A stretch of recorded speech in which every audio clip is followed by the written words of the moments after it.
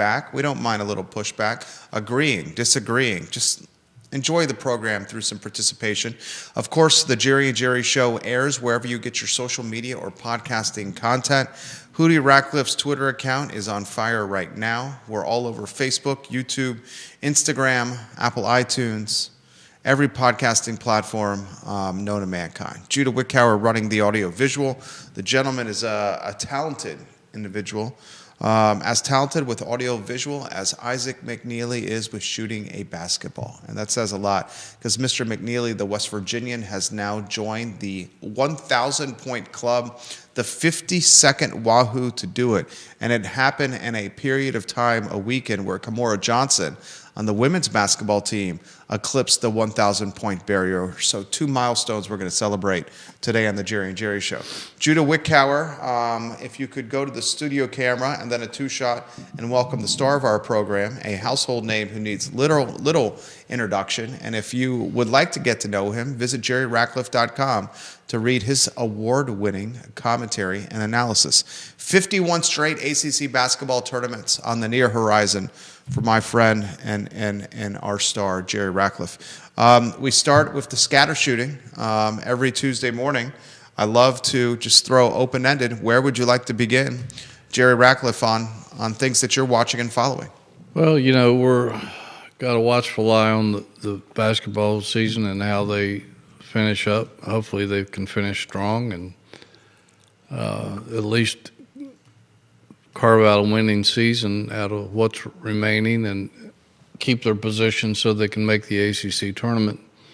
And, it's been fun watching Isaac McNeely kind of grow up.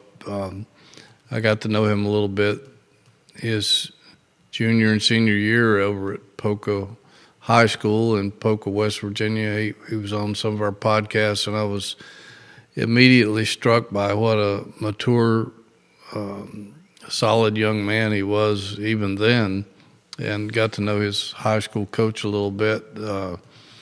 Classic high school coach from West Virginia, really good dude, and it's just been fun watching him develop. He's been everything I think people thought he would be.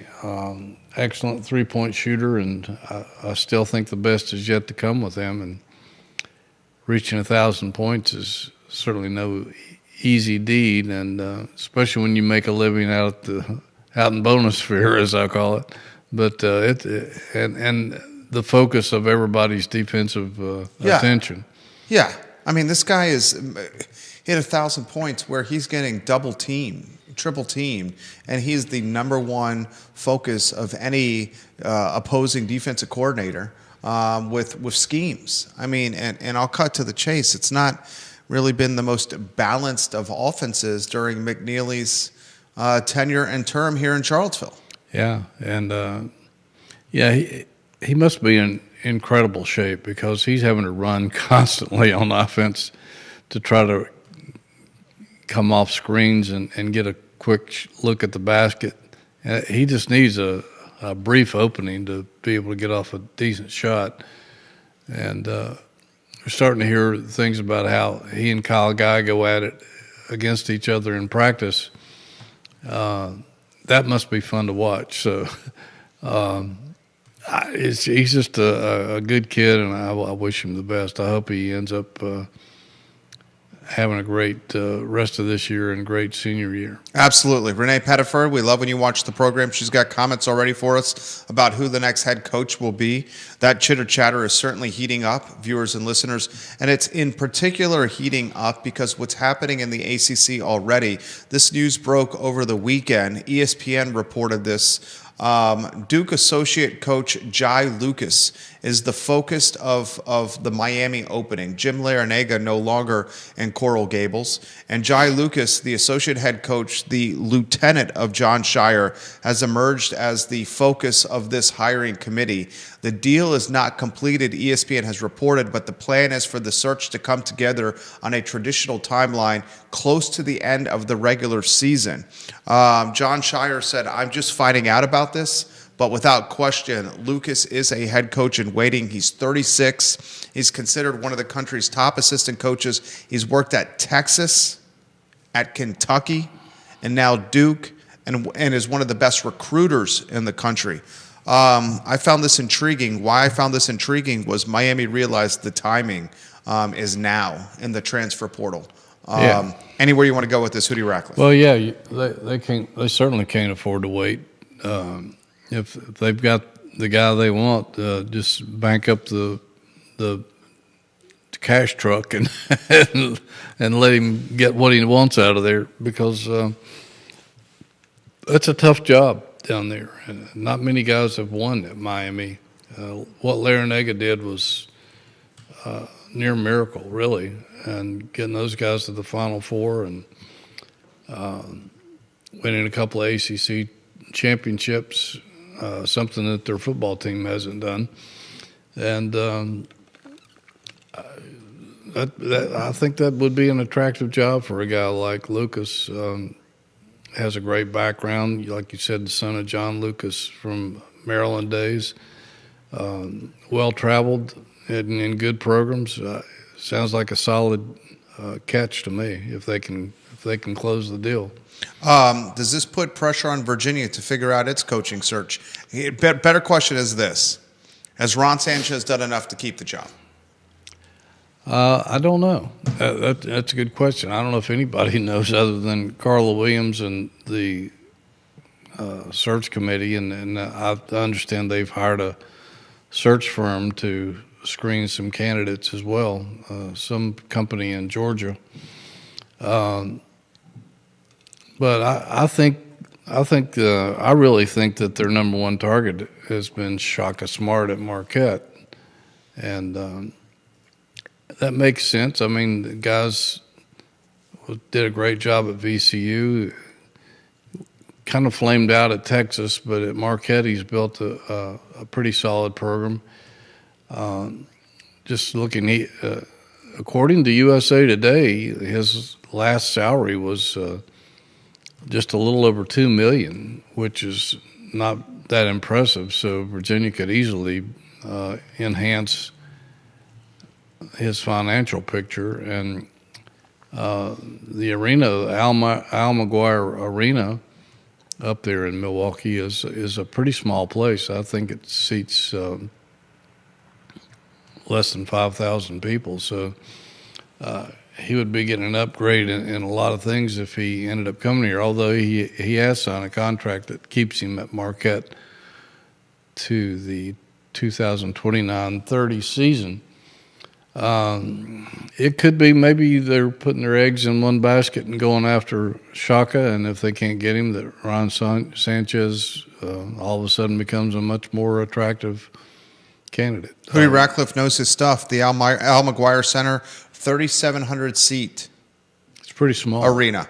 That's extremely small. Smaller than VCU, I think. Yeah, 3,700 seat. That's extremely. I mean, just out of curiosity, I'm curious, and I'll figure this out here in a second. How many people attend the Hampton-Sydney basketball arena?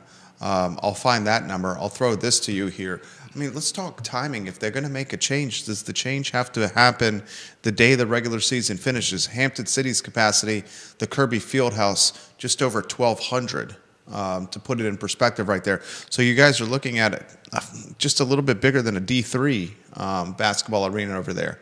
How about timing with regular season, Hootie Ratcliffe? Well, we don't know what they're thinking at UVA. Obviously, they're not sharing their thoughts, and you can't blame them for that. They're trying to keep things as quiet as they can.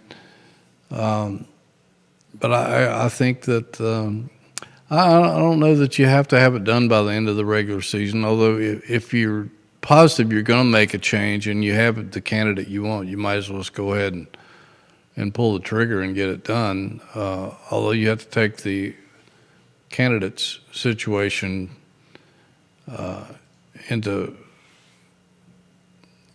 consideration as well, because Marquette could make a nice run in the NCAA tournament. So timing doesn't always go the way you want it to. I guess you could agree to something, but would that take the wind out of the sail for Shaka Smart's teams if he were the candidate I don't know that you would want to say you're leaving and then try to coach your way through the NCAA tournament. Can a deal be brokered while he's still coaching? I think it could be agreed upon. I don't know if it would actually be signed or not, but a lot of times some of these coaching changes and hires aren't announced until the Final Four.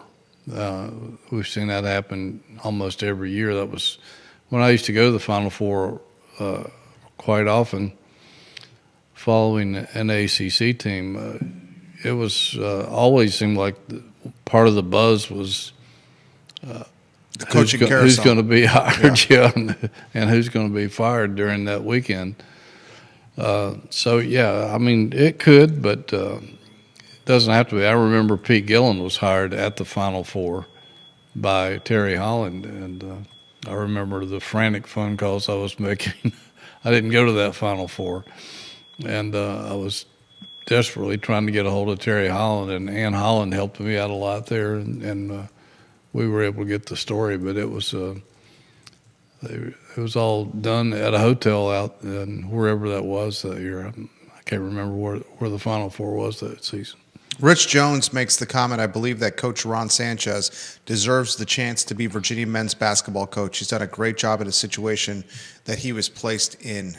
Your thoughts on unpacking that? I see that all over the feed right now. Well, Ron Sanchez deserves a second chance. There's a lot of people in his corner right now, and I think the Virginia fan base is somewhat divided. The ones who would like to see him get a second shot point to some of the recent wins and the player development, and which are all positive. Which players have developed? You got Rhodey and Robinson that have significantly developed. Oh, no question. Will we say additional development has happened player-wise? I think Day Ames has come along. Blake Buchanan, I think, has made some strides.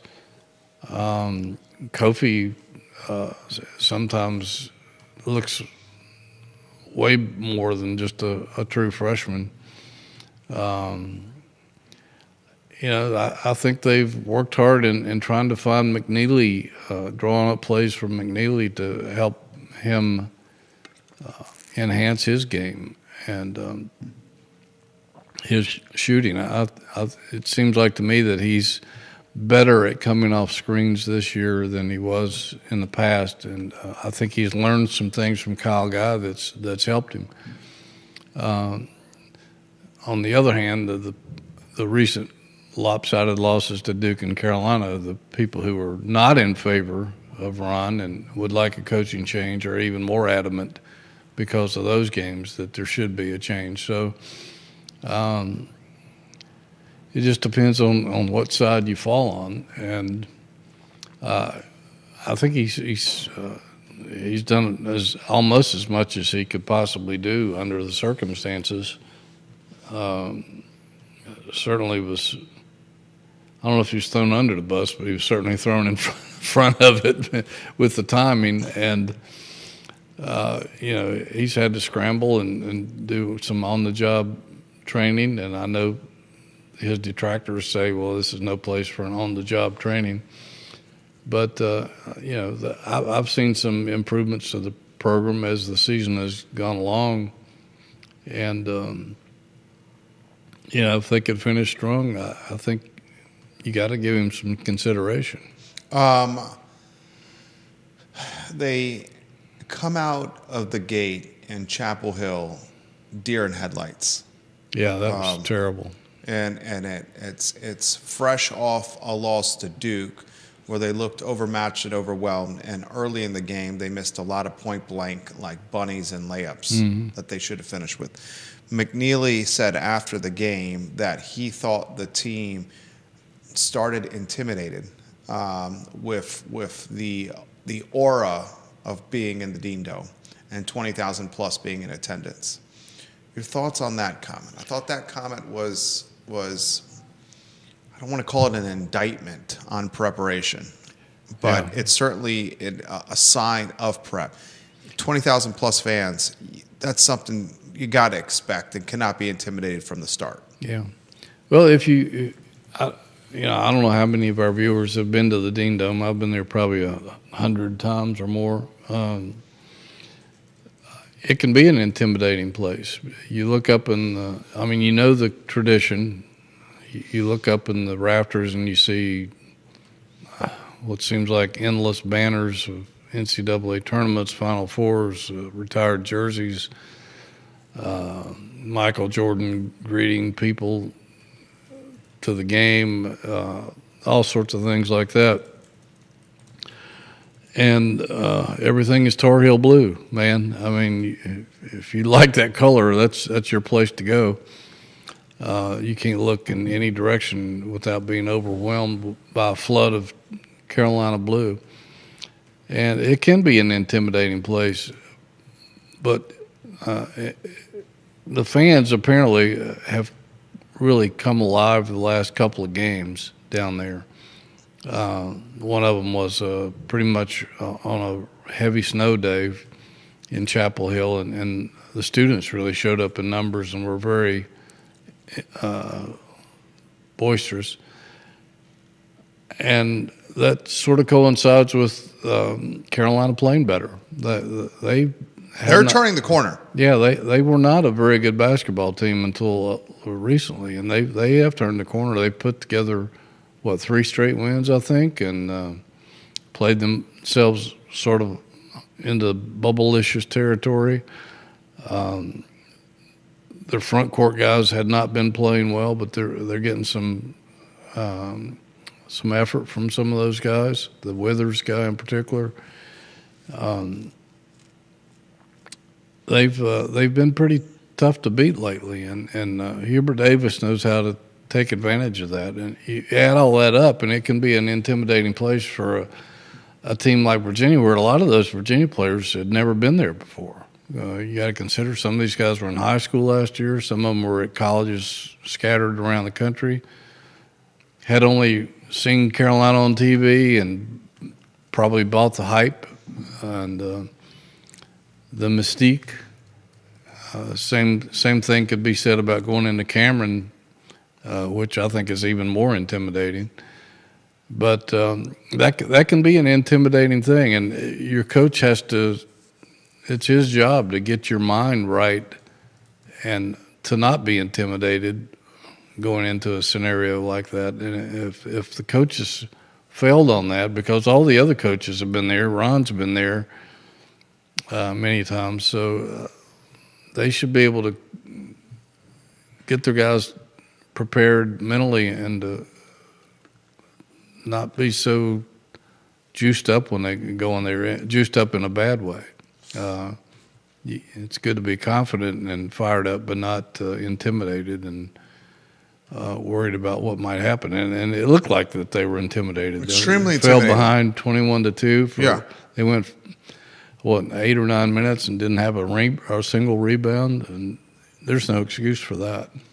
Viewers and listeners, let us know your thoughts. We got comments coming in the feed here, which I'll get to in a matter of moments. You guys speak to development first. William McChenzie, watching on the elliptical at ACAC, he says that he loves the program. I love the shows on the feed right now. Vanessa Parkhill, thank you for watching the program as well. You guys speak to the development of players. I want to push back, as Jerry said, it's encouraged to do.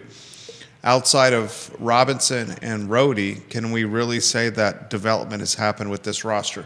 I'll push back on that comment. I respect the comment. Day-Day Ames has clearly improved, like Hootie Rackless has said. And Saunders, while he's been injured, he's shown some flashes. And I also want to highlight the offensive proclivity that's being shown by Blake Buchanan, because last year that certainly was not there. Does Buchanan have a ways to go? Yeah, he absolutely does. Yep. His hands and his finishing ability in particular need to improve. And frankly speaking, maybe the best player at that spot is probably Robinson. His upside seems absolutely amazing. But I'd say Sanchez has developed some players, and this staff has. Yeah, I don't think there's any question about it. At that stage of the game, you might not see leaps and bounds and turn these guys into superstars overnight, but most of these guys are pretty young players. They're freshmen, sophomores, only a couple of juniors and only one senior on the team. I know some of the players have spoken out recently and said they would like to see Sanchez return, which makes you feel like that if that happens, that they would return as well. You certainly would not like to see a mass exodus of players after this season. But I don't think there's any question that some of these guys have developed their game this season, particularly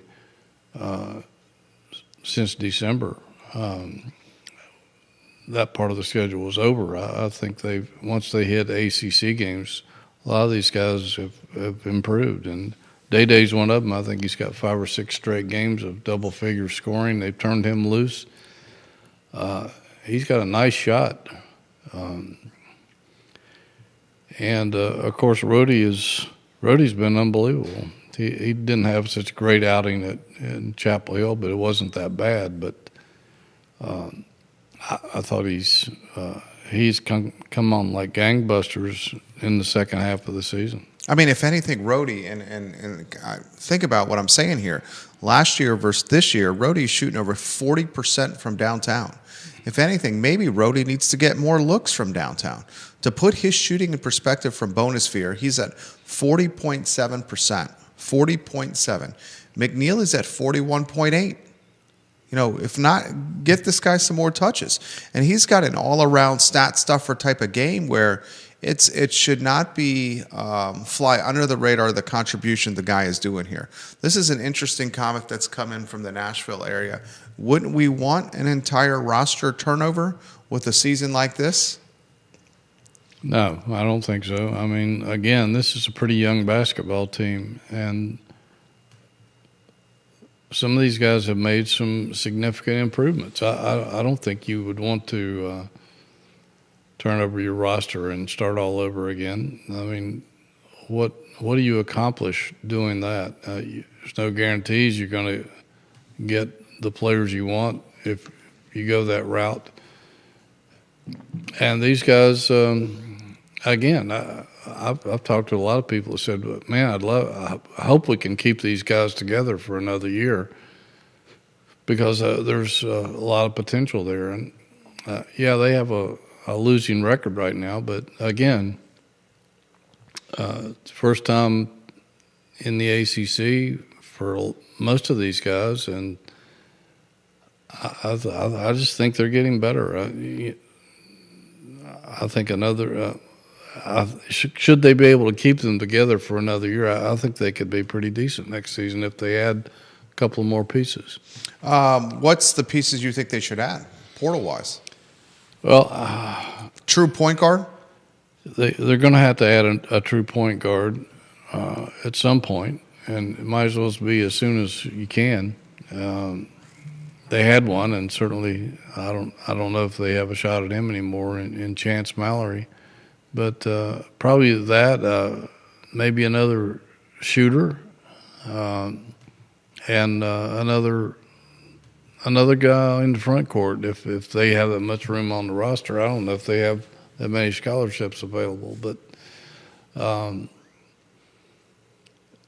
those would be the 3 components I think that would help complete this team. But if they bring back just everybody that they have, they should be an improved basketball team next year. Who's the player on the roster most susceptible to entering the portal? Wow. Most people would point to Day-Day, I think, because he's a sophomore. He has shown he can score. I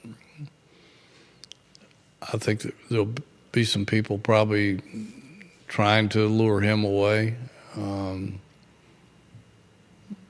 That would be the most susceptible guy, I think, in that respect. I think some people might come after Kofi, him being a West Coast guy, maybe even Saunders, who's been around a little bit. I think some people may come after McNeely, but I think he's pretty loyal to the cause. I think he'll stick. But certainly he could command a pretty high NIL arrangement somewhere else if he really wanted to. But I think Virginia has enough money now that they can try to keep their own players happy and keep them from leaving. Comments, put them in the feed. We'll relay them live on air. I see the comments coming in quickly here. What is considered a good finish for Virginia and Coach Sanchez? I mean, is it 500 duty? With the overall record, Virginia right now is they are below 500 with the overall record, and certainly in Atlantic Coast Conference play, 13-14 overall for Ron Sanchez in Virginia. 4 games left at 6-10 in the ACC. And those 4 games left: Wake Forest Wednesday night, 9 o'clock, ESPNU at Wake. Host Clemson on the 1st of March at the John Paul Jones Arena. They got the Seminoles on the 4th of March, and then they travel to Syracuse for what should be a chilly tip-off against a Syracuse team that is frankly struggling. So you got a Clemson team that's pretty darn good. You got a Wake Forest team that's pretty darn good.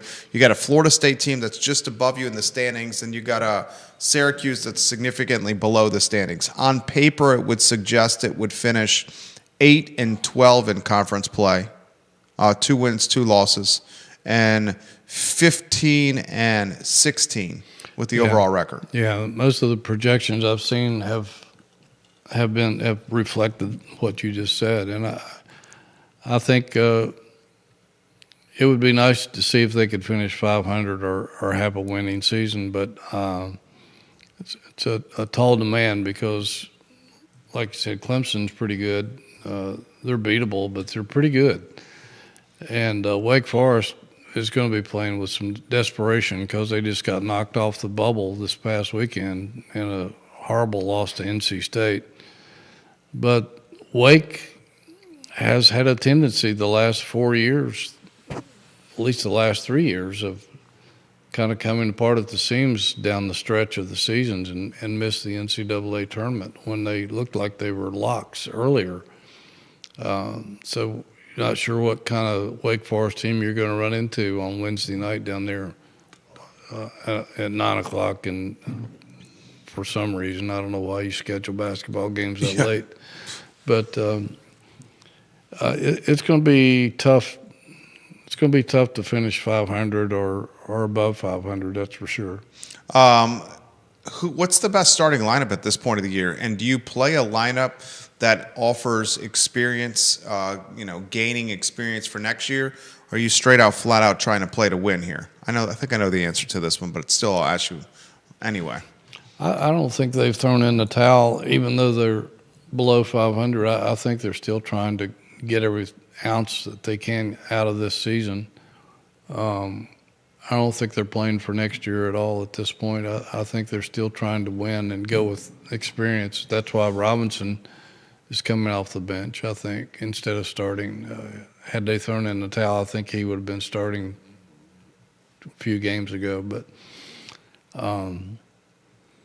his minutes, I've felt like that he should get more minutes than what he's getting. But I think Sanchez believes wholeheartedly that the guys he's been starting lately are his best lineup, at least to start a game. And it's not always who starts, it's who finishes. But I think he tries to start with experience early so that they won't fall behind like they did at Carolina, which obviously didn't work. But I think that's his philosophy, is trying to go with experience and trying to hang in there as long as they can. What do you some of the fan base pushing back on Saunders at the 4 and undersized front court with Saunders at the 4? Your thoughts on that? Because rebounding's been an issue. Yeah, well, he hasn't been healthy. The Saunders we saw earlier in the season since he was injured. I don't know if he's fully recovered or just slow. He's obviously slow coming back. His numbers have dropped off dramatically since he got hurt, and I don't think he should be taking three-point shots like he was earlier, because he has hardly made any, if he's made any, since he came back. His rebounding totals have plummeted as well. He was the team's leading rebounder. I'm not sure I would put him, give him a lot of time right now if he's not performing. I don't know if he can play his way back into being effective or not at this late in the season. But I would almost prefer seeing Kofi in there or Robinson, and have them go in there with Buchanan and try to control the glass, be a little more effective. Yeah, be more effective on the glass. They got killed on the glass in Carolina and Duke. Yeah. You just can't do that. No, you can't do that, especially when you're a team that's lacking talent. You got to win the game with possessions and tempo if you're lacking talent, and that's not what happened against North Carolina and Duke. And a lot of rebounding is desire. It's effort. It's effort. I mean, you don't have to be the biggest guy in the world. We've seen some incredible rebounders who weren't huge guys. Dennis Rodman, Charles Barkley. Absolutely. Those two were the first two that came to mind. And if Saunders isn't healthy and can't perform like he would like to, then, that's not helping your rebounding totals at all. Right, absolutely. Put your thoughts on the feed. We'll relay them live on air. Thoughts are coming in here quickly for Hootie. Shaka Smart on the short list. Who else does he think is on the short list? This is what all the viewers and listeners seem to want to know. we feel you. Yeah. We feel you. Well, I'd say that, if it's like most search committees, and I think there's probably at least one other candidate out there that we have no idea that they're talking to, maybe a couple.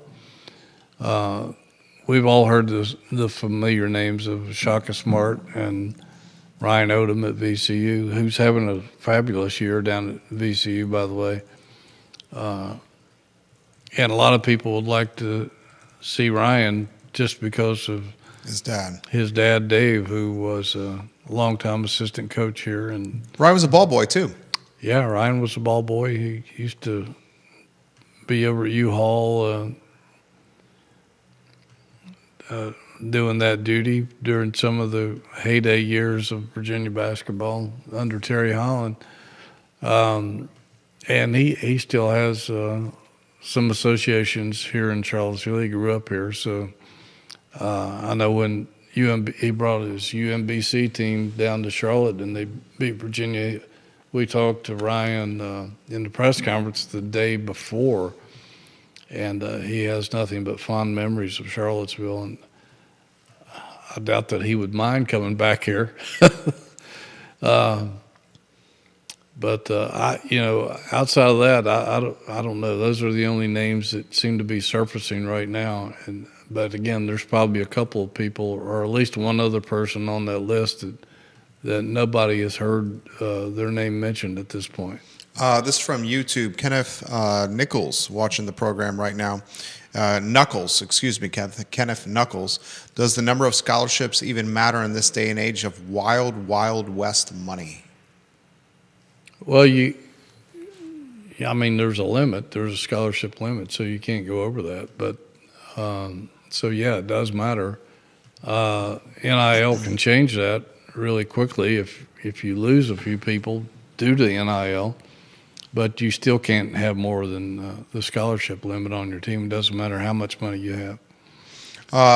Virginia basketball, guys, has got some questions. Remember, if it can finish ahead of the bottom three spots in the ACC regular season, it qualifies for the ACC tournament, so an opportunity to get some more playing time.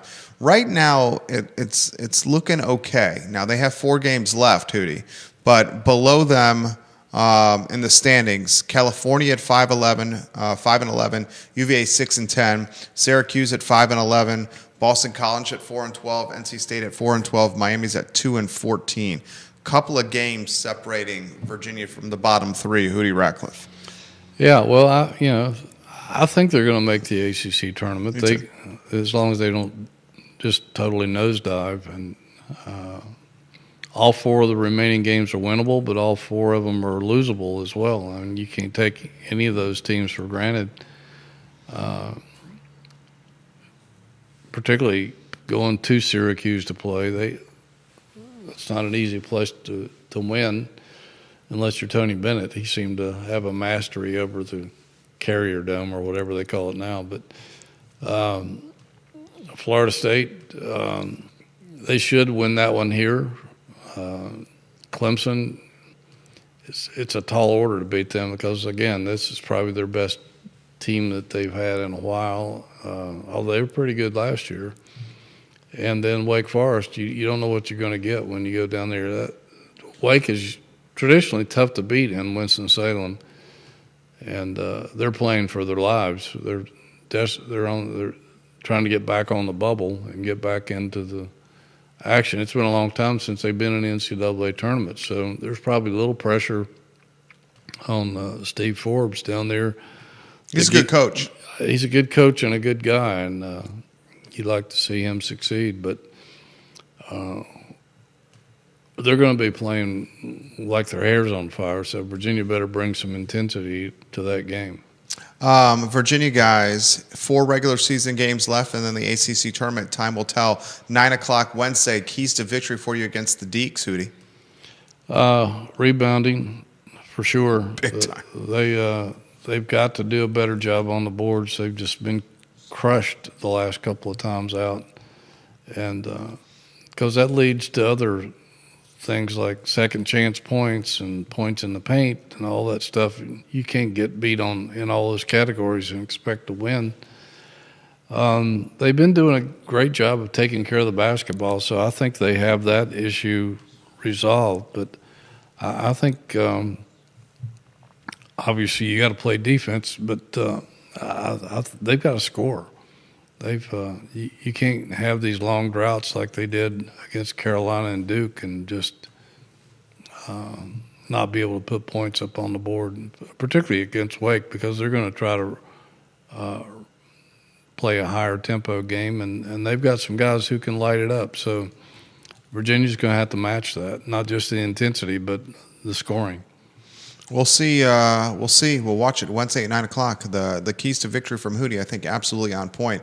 Ron Sanchez playing not for just Wahoo Nation, but for potentially a job here, especially as some of these other positions are starting to get rumor milled filled. We'll follow it closely.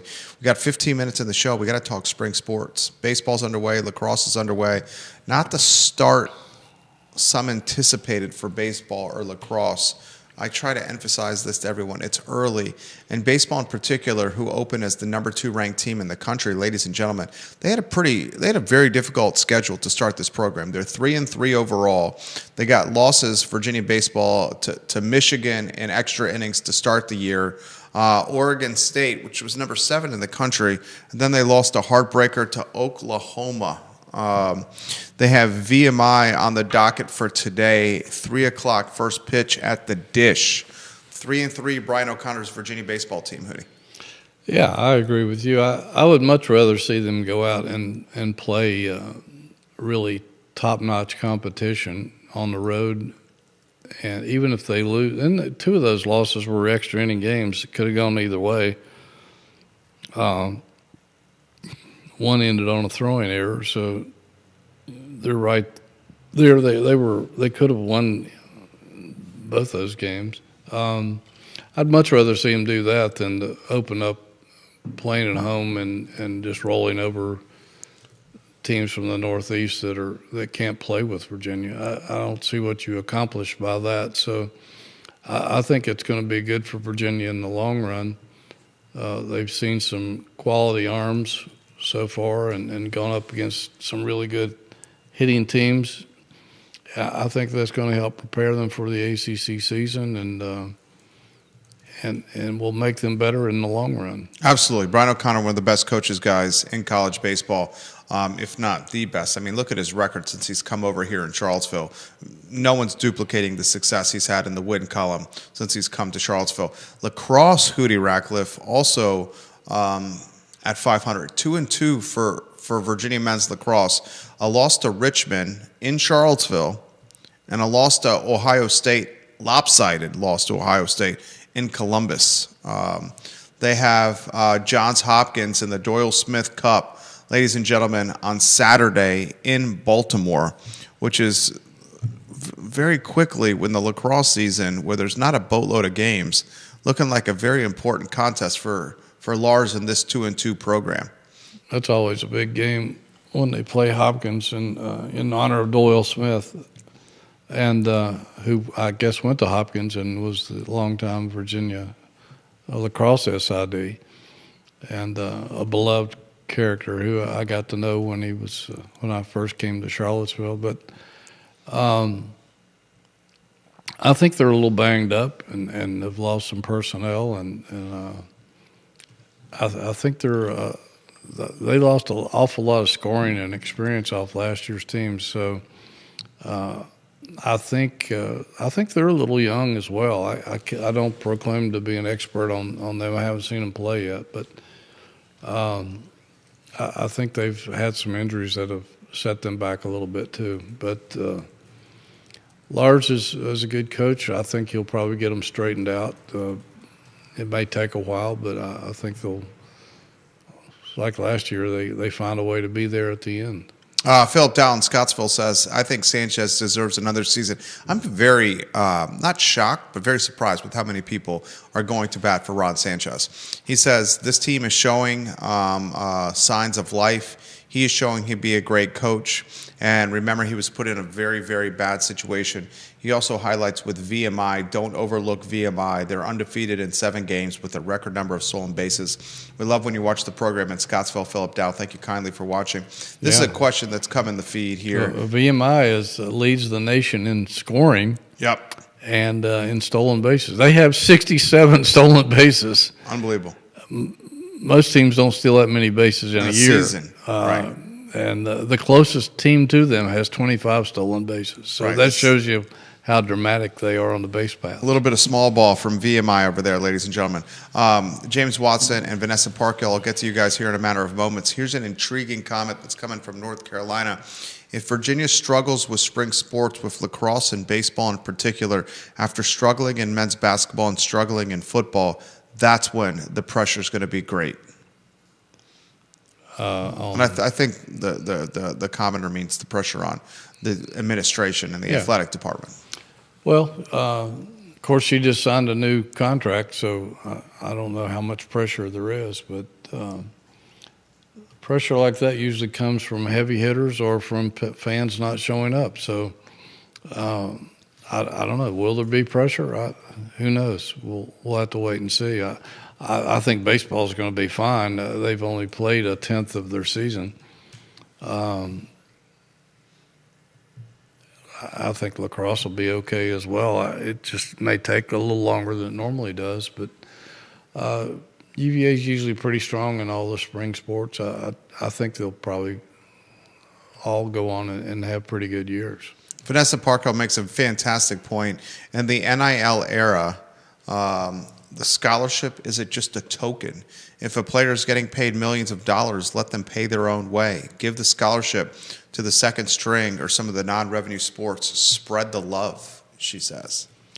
There's so many formulas out there that have been introduced or proposed, and I don't know who ends up making those decisions, but I guess the NCAA does. But yeah, I mean, Ralph Sampson had some great ideas about NIL as well. To put a cap on it and put it in a fund for the guys, so when they leave school, they'll have the money. Because most of these guys are not going to the NFL or the NBA or whatever, and could use that money to start their careers in something else. But there's been so many ideas out there. Somebody needs to take a look at some of these thoughts and try to make them become reality, because it just can't keep going the way it is. It's unsustainable, and it's just madness out there right now. This comment comes in from James Watson on the I Love CVille group. He says, I believe it would be best for UVA to hire Ron Sanchez. Once we solidify getting into the ACC tournament, they should announce that he's the next coach. He's the coach for the next year, and then he can go lock in some recruits. If they wait until the season is flat out over, that'll impact recruiting big time. If they go with somebody new, I don't see anybody coming in here making a phenomenal difference overnight. Ron is a stand-up type guy, essentially chosen by Tony Bennett, to lead this team. And Virginia is not an easy place to coach in basketball, he says. Well, yeah, like I said, the fan base is sort of ripped apart. You're either highly in favor of Sanchez getting a second shot or you're not. And Ron's a really good guy. You got to consider it. Tony Bennett's first 2 years in Charlottesville weren't exactly great. They had 2 losing seasons, I think, in a row, barely under 500. And once he was able to, he always had his eye on the big picture of trying to build a program that will last, which is his main goal. I'm sure that Ron is borrowing from that philosophy, and he's trying to do all he can. Again, I think they've developed and shown improvement.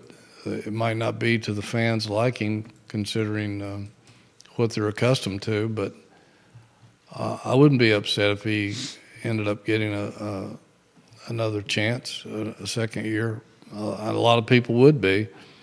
But I wouldn't be opposed if they decided to go in another direction either. So whatever they need to do it and wrap it up as quickly as they can for whoever the coach's sake is.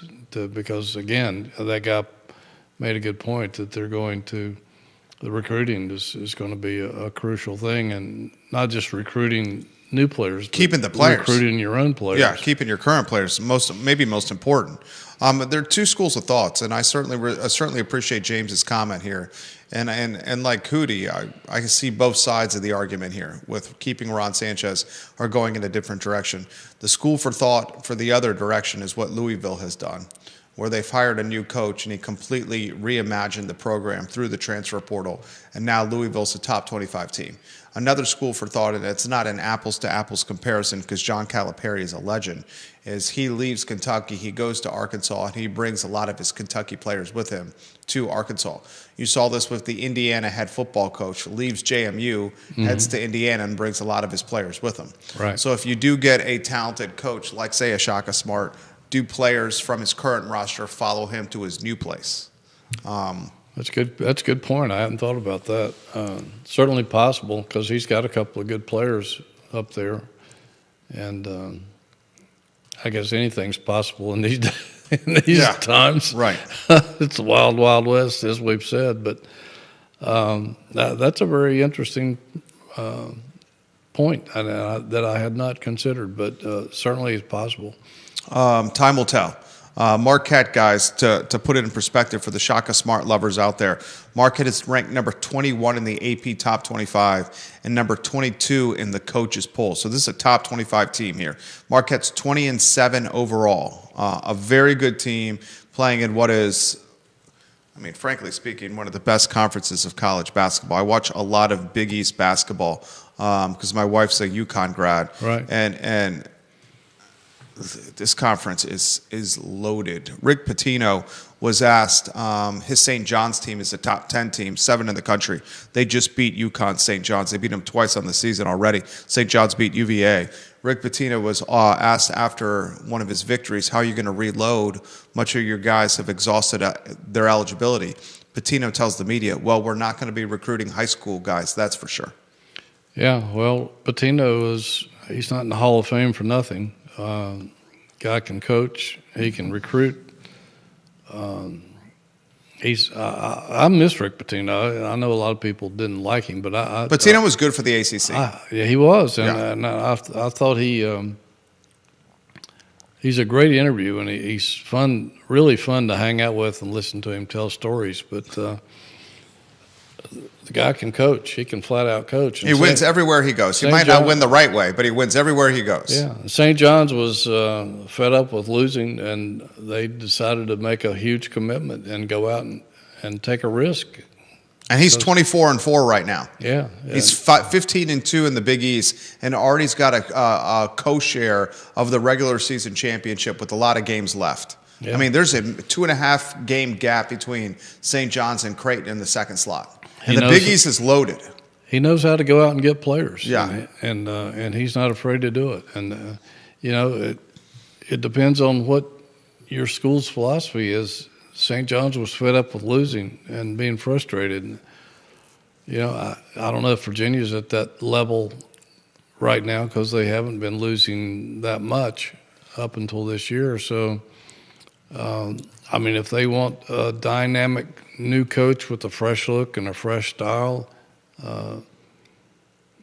that's their option. It just depends on what they decide they want to do. And we don't know what they're thinking because nobody knows. We do know that they're talking to people, and we do know that the search is on, but we do know that Ron Sanchez is part of that search. James says, would it be awkward if they hired Jason Williford?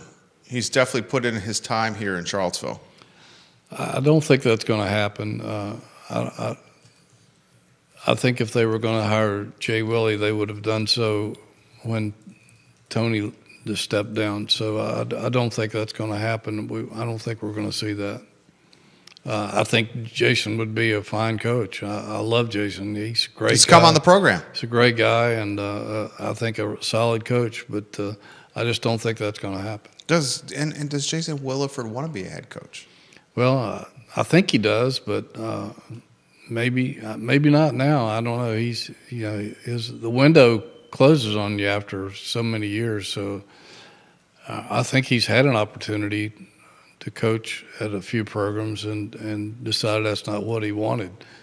Wasn't the right place or the right time, but I know his contract runs out. I don't know if it's after this year or after next year, but so that's all to be determined. Viewers and listeners, we appreciate you watching the program. How about a little football scatter shooting over there for us? We're getting close to spring here. Yeah, spring practice is right around the corner. We haven't had much contact with them lately. I know they're out beating the recruiting bushes, looking at high schoolers right now, and getting ready for the spring. And I guess there's been no coaching turnover per se. So I think they're just trying to figure out a way to make this system work with all the new faces coming in. A lot of key roles to be filled in by newcomers, and to try to get these guys on the same page in the spring so that they can go into the fall a little more united as far as chemistry goes. Because you got 19. I think it's 19 transfers in, and a lot of them are playing key positions. So that's a lot to incorporate into a program. What do you got in the hopper at jerryratcliffe.com? A little bit of everything. The baseball game today, certainly the opener against VMI. We'll keep our eye on spring sports. Basketball, the coaching search. I'm going to be writing a really sad story in the coming days about my good friend Danny Wilmer, who has some really failing health. I went to see him yesterday. Scott German and I went to see him, and a guy that I have the ultimate respect for was probably the greatest recruiter I've ever known, and he's not doing well, and I'm afraid the end is near, and I know a lot of his former players and fellow coaches have been out to see him lately, and so I'm going to be writing some remembrances of Danny Wilmer. Fantastic recruiter, all-around great guy. Incredible guy. Yeah, Danny Wilmer.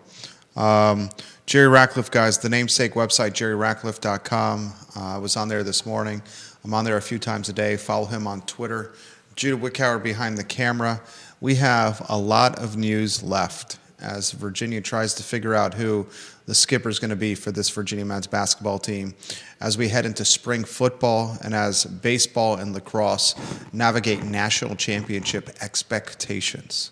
For Jerry Ratcliffe and Judah Wickower, my name is Jerry Miller, and this, the Tuesday edition of the Jerry and Jerry Show. So long, everybody.